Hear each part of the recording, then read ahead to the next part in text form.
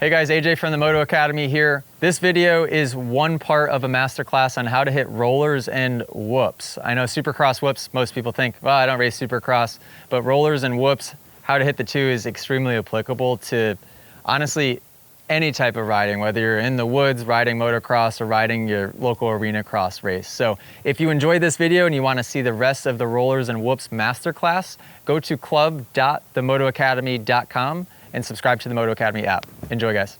First and most important, body position. The good news is, just like jumping, just like going down a straightaway, just like braking, just like hitting whoops, rollers, the body position that I teach, the attack position that I teach is essentially the same throughout. Balls of your feet is super, super important, probably the most important thing, because we need to allow our ankle to flex, our heels to drop, to act as our body's first point of suspension on the bike. If we're riding flat-footed, our knees are going to blow forward. We aren't able to use the 2, 3, 4 inches of suspension travel at our ankle, and everything is going to react more harsh and just feed back all the way to the head. The analogy I use, it's like going up for a basketball rebound and coming back down and landing right on your heel. You just simply are going to have a headache after doing that 2 or 3 times. It's so important in whoops to allow that ankle to flex. And when you watch this footage, that might be one of the things you guys see first. Knees back. Keep your knees on top of the foot pegs. Don't allow the knees to drive forward. What this will do is it'll throw all the weight to the front, and then when we accelerate and the knees go back, it'll throw all the weight to the back. The attack position is designed to be as neutral as possible. As soon as the knees blow forward, it disrupts all of that. Keeping your butt back and your hips unlocked is very important. Keeping your hips unlocked is really going to come from making sure that while the butt is driven off the back, that your head is forward and your chest is aimed up. When you guys watch the slow motion footage of me riding, you'll see that it almost looks like I have an arch in my back. This is the key to keeping my hips unlocked, which ultimately disconnects the lower body from the upper body and will allow the bike freedom to move up and down, side to side, without affecting the upper body whatsoever.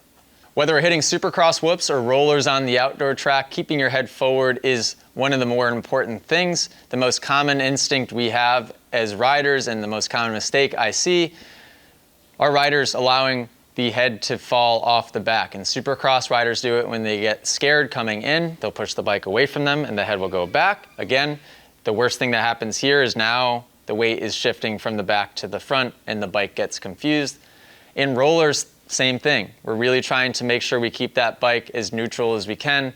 So keeping the head forward the entire time, super, super important. Oh hey, quick break from this video. We're giving away a trip. We're flying somebody in from anywhere in the world. All you have to do to win this all expense paid trip is go to club.themotoacademy.com, subscribe to the Moto Academy app, and we're picking a winner on September 15th.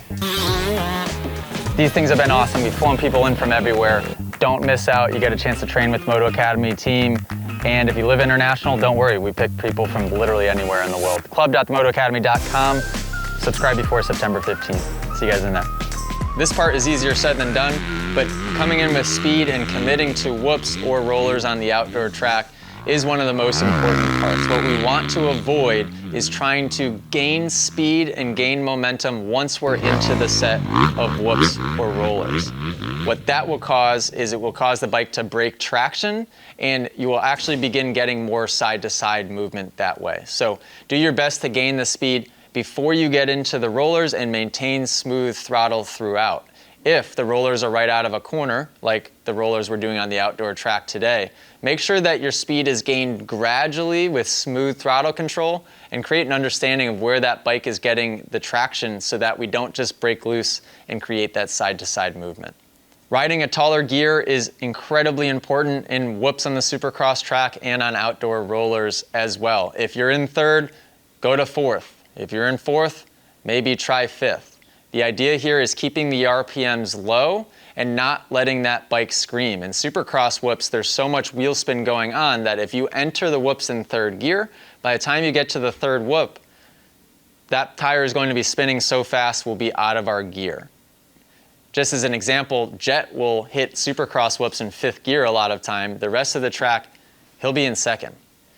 The sand rollers on the outdoor track today, I'll be going through those in fifth on my 250F. I hit the corner in third, and I quickly get in a double upshift. Could I go through them in third? Sure, but by the time I got 1 or 2 rollers in, the bike would be screaming, I'd be breaking traction, and it'd free the bike up to bounce side to side.